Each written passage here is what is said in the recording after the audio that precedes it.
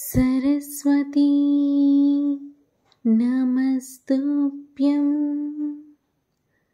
वरदे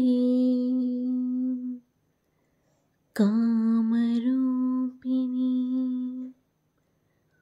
विद्यारम्भं करिष्यामि सिद्धिर्भवतु मे सदा सिद्धिर्भवतु मे सदा।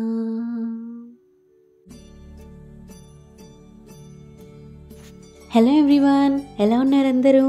Welcome to our channel. నేను మీ స్వప్న గోపికృష్ణ. ఈరోజు ఈ వీడియోలో నేను సరస్వతీదేవి అమ్మవారి పూజా విధానాన్ని ఈ శ్రీ పంచమి రోజు ఎలా జరుపుకోవాలి అనే విధానాన్ని చూపించబోతున్నాను. సరస్వతీదేవి అమ్మవారి పూజా విధానాన్ని మాత్రమే కాదు, అలాగే ఈ శ్రీ పంచమి రోజు అక్షరాభ్యాసం కూడా ఎలా చేయాలి అనే విధానాన్ని కూడా మీకు నేను చేస్తూ చూపిస్తానన్నమాట ఈ వీడియోలో. యాక్చువల్లీ నా ప్రీవియస్ వీడియోలో ఆల్రెడీ నేను అక్షరాభ్యాసం గురించి లాస్ట్ ఇయరే ఒక వీడియో పెట్టాను.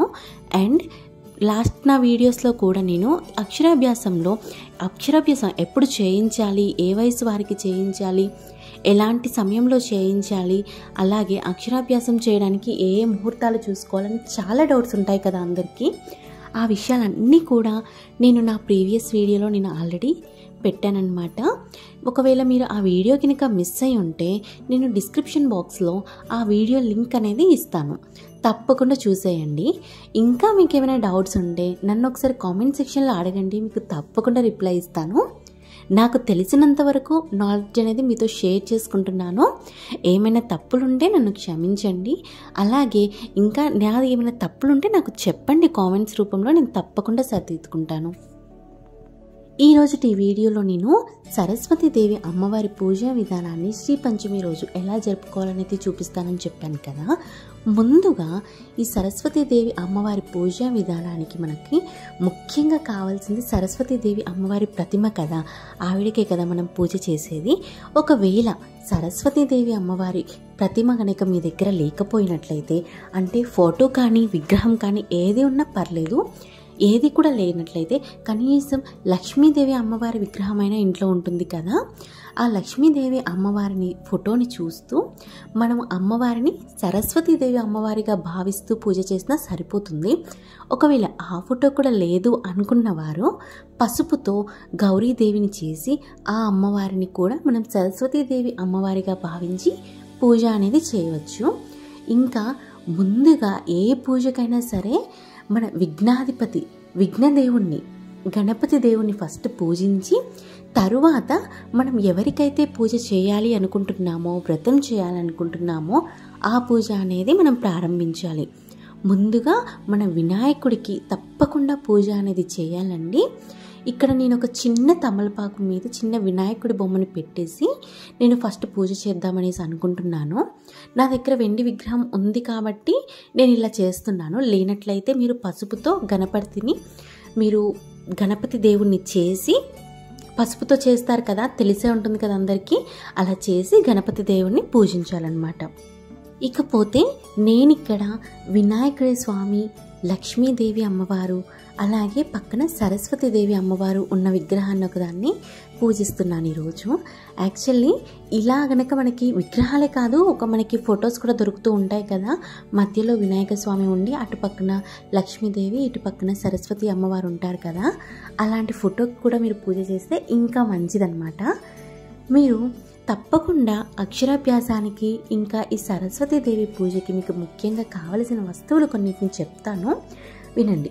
ముఖ్యంగా సరస్వతీదేవి అమ్మవారికి ఎంతో ఇష్టమైన తెల్లటి పువ్వులు అనేవి ఈరోజు మీరు అమ్మవారికి అలంకరించడానికి మీరు తీసుకోండి. అలాగే పిల్లలు, ఒకవేళ మీరు అక్షరాభ్యాసం చేయిస్తున్నట్లయితే పిల్లలకి అలాగే మీరు కూడా తెల్లని బట్టలు ధరిస్తే సరిపోతుంది. ఒకవేళ మీ దగ్గర తెల్లని బట్టలు లేనట్లయితే ఎల్లో కలర్ కానీ గోల్డ్ కలర్ కానీ ఏదైనా కూడా యూజ్ చేసుకోవచ్చు. తరువాత పసుపు, కుంకుమ, గంధము, దీపానికి కావలసిన నూనె, మనం నువ్వుల నూనె కానీ ఆవు నూనెతో కానీ ఆవు నెయ్యితో కానీ ఈరోజు పూజ అనేది చేయవచ్చు. అలాగే దీపానికి, ధూపానికి అగరవత్తులు, ఇవన్నీ కూడా మీరు సిద్ధం చేసుకొని ఉండాలి. అలాగే ఒక తెల్లని వస్త్రం అనేది కావాలండి. ఎందుకంటే అక్షరాభ్యాసం చేసేటప్పుడు ఆ తెల్లని వస్త్రం మీద బియ్యాన్ని పరిచి అందులో పిల్లవాని చేత రాయిస్తారనమాట. అందుకోసమని తెల్లని వస్త్రం ఒకటి కావాలి. ఒకవేళ తెల్లని వస్త్రం లేనట్లయితే, మీకు అంటే కొత్తది లేనట్లయితే, మీరు ఒక తాంబూలంలోనే అక్షరాభ్యాసం అనేది చేయించవచ్చు అనమాట.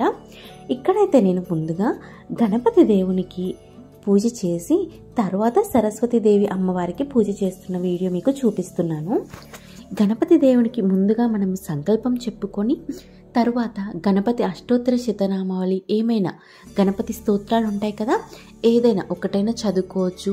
ఒకవేళ మీకు ఏ షోడశోపచార పూజ కానీ గణపతి నామాలు కానీ అష్టోత్తరాలు కానీ ఏమీ రానట్లయితే ఓం గం గణపతయే నమః అని అనుకున్నా చాలు. మీకు కుదిరితే 108 సార్లు చదువుతూ స్వామివారికి పూలతో కానీ లేకపోతే దేనితో అయినా కుంకుమతో కానీ పసుపుతో కానీ అభిషేకం అనేది చేయవచ్చు.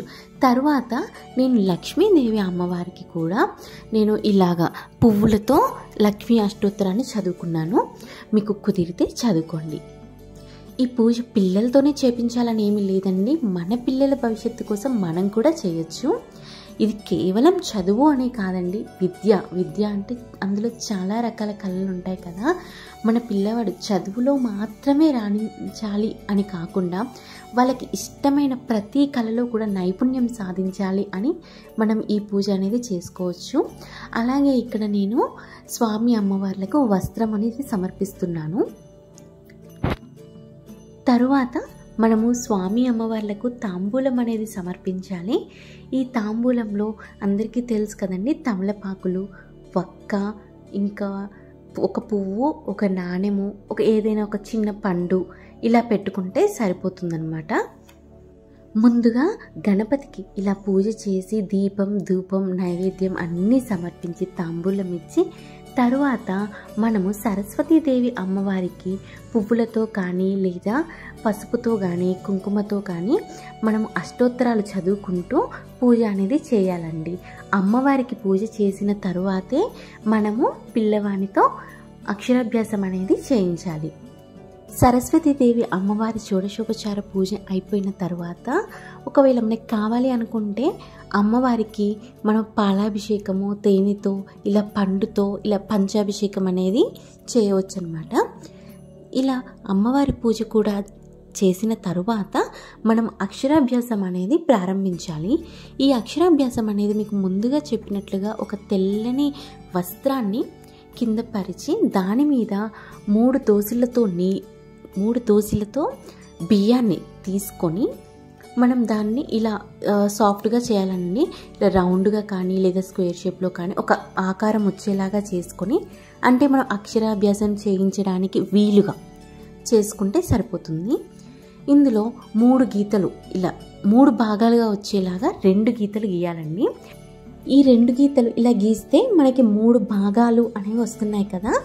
పైన ఫస్ట్ భాగంలో మనము శ్రీ అని రాసి తర్వాత ఓం అని రాయాలి. తర్వాత రెండవ భాగంలో నమః శివాయ, శ్రీ ఓం నమః శివాయ అని రాయాలి. మూడవ భాగంలో సిద్ధం నమః అని ఫస్ట్ మనం రాయాలండి. మనం రాసిన తర్వాత మన బాబుతోటి 3 సార్లు ఇది దిద్దించాలి. ఫస్ట్ శ్రీ ఓం నమః శివాయ సిద్ధం నమః అని రాయించాలండి.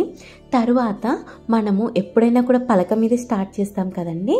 సో పలకకి కూడా పసుపు, కుంకుమ, అక్షింతలు, పూలతో పూజించి తరువాత మనము శ్రీ ఓం నమః శివాయ సిద్ధం నమః అని మనం ఒకసారి రాసి తర్వాత మన బాబుతో కానీ పాపతో కానీ 3 సార్లు ఆ వాక్యాలను దిద్దించాలి చెప్పుకుంటూ, అంటే వాళ్ళు కూడా పలికేలాగా చేస్తూ మనము దిద్దించాలన్నమాట. ఇలా మన బాబుతో కూడా 3 సార్లు దిద్దించిన తరువాత పలకని రెండో వైపు తిప్పి హఆలు, ఏబిసిడీలు లేదా 1 2 3 ఏదైనా కూడా మనం రాయించాలన్నమాట. ఇలా రాయిస్తే ఆ రోజు మనము వాళ్ళకి చదువు అనేది స్టార్ట్ చేసినట్టు లెక్క అన్నమాట. అన్నట్లు ఈ అక్షరాభ్యాసం అనేదే మాత్రమే కాకుండా మనము అంటే 3 ఏళ్ళకి కానీ 5 ఏళ్ళకి కానీ అక్షరాభ్యాసం అనేది చేస్తూ ఉంటాం కదా. ఓన్లీ దాని వరకే కాకుండా ప్రతి సంవత్సరం కూడా మన పిల్లలతో ఇలా సరస్వతీదేవి పూజ అనేది చేయిస్తే తప్పకుండా వాళ్ళ కళల్లో తప్పకుండా ఏదో ఒక కళలో వాళ్ళు నైపుణ్యం అనేది సాధిస్తారు. వాళ్ళ అభిరుచికి తగ్గట్టు మనం ప్రోత్సహిస్తే చాలా మంచిదండి. తరువాత నేను ఒక విషయాన్ని చెప్పాలనుకుంటున్నాను. మ్యాక్సిమం కొంతమంది 6 నెలలు దాటిన తర్వాత పిల్లలకి వినికిడి అంటే కదలికలు అన్నీ కూడా మూమెంట్స్ అన్నీ కూడా తెలుస్తూ ఉంటాయి. అంటే వాళ్ళు గ్రాస్పింగ్ ప్రతిదీ నేర్చుకోవాలి అనే ఉత్సాహంతో ఉంటారు. కాబట్టి 6 నెలలు దాటిన తర్వాత వాళ్ళకి అక్షరాభ్యాసం అనేది చేయించవచ్చు అంటారు. కానీ వాళ్ళకి అసలు అప్పుడు పట్టుకోవడమే రాదు కదండి చేతులతో, ఆ చిన్ని చేతులతో. కాబట్టి 3 సంవత్సరాలు లేదా 5 సంవత్సరాలు అయితే ఇంకా మంచిదండి. లేదు లేట్ అయిపోతుంది అని ఇప్పుడు అందరూ అనుకుంటున్నారు. కాబట్టి కనీసం 3వ సంవత్సరం వచ్చే వరకైనా ఆగి అప్పుడు అక్షరాభ్యాసం చేయిస్తే చాలా మంచిదండి. ఈ ఉత్తరాయణంలో వచ్చే వసంత పంచమికి అయితే ఇంకా మనకి తిరుగు లేదనమాట. ఇప్పుడు ఈ వసంత పంచమి రోజు మనము అక్షరాభ్యాసం చేయిస్తే చాలా చాలా చాలా మంచిది. ఈరోజే సరస్వతీదేవి ఆవిర్భవించారు అని కూడా అంటారనమాట. ఒకవేళ మనకి ఇలా వసంత పంచమి రోజు కుదరనట్లయితే మనకి శరన్నవరాత్రుల్లో వచ్చే మూలా నక్షత్రం రోజు కూడా సరస్వతీదేవి అమ్మవారికి మనం పూజిస్తాం. కాబట్టి ఆ రోజు కూడా మనము అక్షరాభ్యాసం అనేది చేయించవచ్చు. లేదు ఈ 2 రోజులు కూడా మీకు కుదరలేదు అనుకోండి, అప్పుడు పండితులతోటి మీ బాబు లేదా పాపది జన్మ నక్షత్రం ఉంటుంది కదా, జన్మ నక్షత్రంకి తగ్గట్టుగా మీరు ఒక ముహూర్తం అనేది పెట్టించుకొని అప్పుడు మీరు అక్షరాభ్యాసం అనేది చేయించుకోవచ్చు.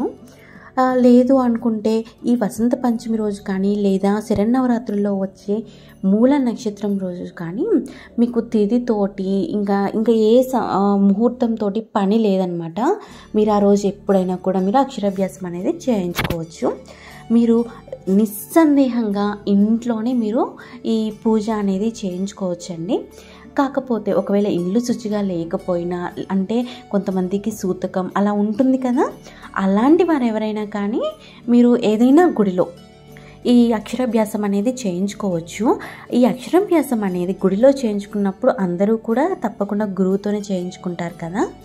ఒకవేళ మీరు ఇంట్లో చేయించుకోవాలి అనుకున్నప్పుడు గురువు దొరకకపోతే తండ్రి ఒళ్ళో కానీ లేదా తాత ఒళ్ళో కానీ తర్వాత అమ్మ ఒళ్ళో కానీ ఎవరి ఒళ్ళో అయినా కానీ కూర్చోపెట్టుకొని మీరు ఈ అక్షరాభ్యాసం అనేది చేయించుకోవచ్చండి. ఈరోజు అమ్మవారికి ఎంతో ఇష్టమైన దధ్యోదనాన్ని కానీ లేదంటే క్షీరాన్నాన్ని కానీ అమ్మవారికి మనము నైవేద్యంగా సమర్పిస్తే అమ్మవారు తప్పకుండా ప్రసన్నులవుతారండి. అలాగే ఈ అక్షరాభ్యాసం అంతా కూడా అయిపోయిన తర్వాత మీరు అక్కడ పండితులకి ఒక తాంబూలము దక్షిణ ఇవ్వాలండి. అలాగే ఎవరైనా చిన్నపిల్లలకి తోటి పిల్లలు ఉంటారు కదండి, లేదా అనాథ పిల్లలకి కానీ అనాథాశ్రమంలో ఉండే పిల్లలకి కానీ ఇలా ఎక్కడైనా కానీ మీరు బుక్స్, పెన్సిల్స్, చాక్ పీసెస్ ఇలా పంచి పెడితే మంచిదండి. ఒకవేళ కుదరని వాళ్ళు ఈ కరోనా టైం అనుకున్న వాళ్ళు తర్వాత ఎప్పుడైనా కూడా చేసుకోండి. ఇదండి మరి ఈ రోజుటి వీడియో. ఈ వీడియో కనుక మీకు నచ్చినట్లయితే లైక్ చేయండి, షేర్ చేయండి. అలాగే సబ్స్క్రైబ్ చేసుకొని పక్కనే ఉన్న బెల్ ఐకాన్ని కూడా మీరు క్లిక్ చేసినట్లయితే మీకు మరిన్ని నేను వీడియోస్ చేసినప్పుడల్లా కూడా మీకు నోటిఫికేషన్లో కనిపిస్తుంది, మీరు చూసేయచ్చు. అలాగే ఈ వీడియో చూడండి. అలాగే నేను అక్షరాభ్యాసం గురించి ఒక 2-3 వీడియోస్ ఆల్రెడీ చేసి ఉన్నాను. అవి కూడా మీకు డిస్క్రిప్షన్ బాక్స్లో నేను లింక్ అనేది ఇస్తాను, తప్పకుండా చూడండి. ఇంకా ఏమైనా డౌట్స్ ఉంటే కనుక తప్పకుండా నన్ను కామెంట్ సెక్షన్లో అడగండి, నేను రిప్లై ఇస్తాను. థ్యాంక్ యూ సో మచ్ అండి. Thank you so much for your support.